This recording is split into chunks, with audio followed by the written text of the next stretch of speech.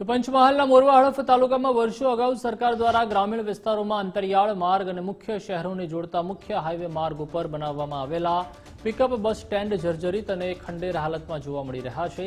તેમ છતાં આ બાબત સરકારના સંલગ્ન વિભાગના જવાબદારોના ધ્યાને આવતી નથી। આવા જર્જરિત પિકઅપ બસ સ્ટેશનોમાં હાલ ભયની ઓથાર હેઠળ રાહદારીઓ અને મુસાફરો આશ્રય લેતા જોવા મળી રહ્યા છે। ત્યારે આ જર્જરિત થયેલા તમામ પિકઅપ બસ સ્ટેન્ડ તોડી નવા પિકઅપ બસ સ્ટેન્ડ બનાવવામાં આવે તેવી સ્થાનિકોમાં માંગ ઉઠી છે।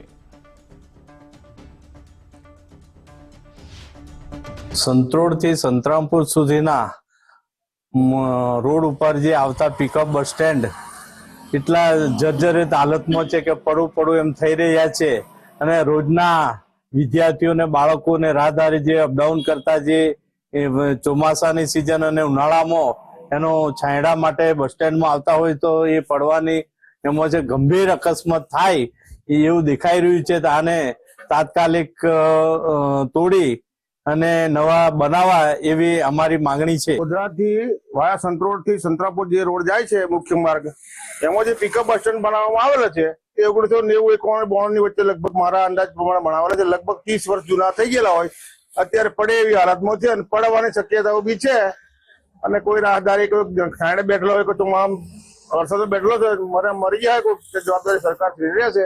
આ તાત્કાલિક એને ડિમોલિશન કરી નવો બનાવી હાલવા અમારે ગ્રામજનોની રજૂઆત છે। જી અમે ખાનગી નોકરી કરતા હોઈએ બેંકોમાં, તો જેના કારણે અમારે ફિલ્ડનું કામ હોતું હોય છે, ગામડામાં વિઝિટો કરવાની થતી હોય છે।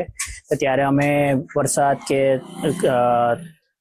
ઉનાળા જેવું હોય તેમાં ગરમીમાં અમે આવા આશ્રય લેતા હોય છે આવી જગ્યાએ। પણ આવી રીતે જે તૂટેલું ને આ બધું ભંગાણવાળી જગ્યા હોય છે જે શું પડી ભાગવાનું ને એનું એ થતું હોય છે, તો વહેલી તકે અહીંયા જે બી એના જે છે સરપંચ સાહેબ કે જે બી હોય તો આનું વહેલી તકે સારું કરાવો તો સારું, જેના કારણે શું છે કે આવા અકસ્માત ના સર્જાય, પડી જાય પડવાની કે એની એ ના થાય એના માટે વહેલી તકે જેટલું સારું બને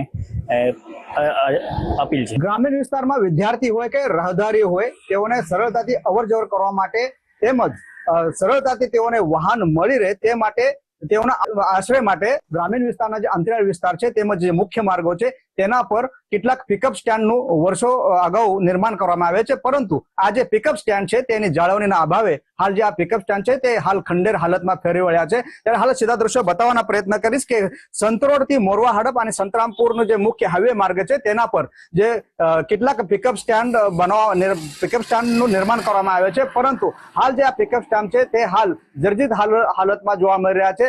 વર્ષો અગાઉ આ જે પિકઅપ સ્ટેન્ડ છે તેનું નિર્માણ કરવામાં આવ્યું હતું, પરંતુ આ જે પિકઅપ સ્ટેન્ડ છે તેની જાળવણી ન થવાના કારણે કેટલાક જે પિકઅપ સ્ટેન્ડના જે સિમેન્ટના જે પોપડા જે નીચે ખરી પડતા હાલ જે સળિયા છે તે દેખાઈ રહ્યા છે।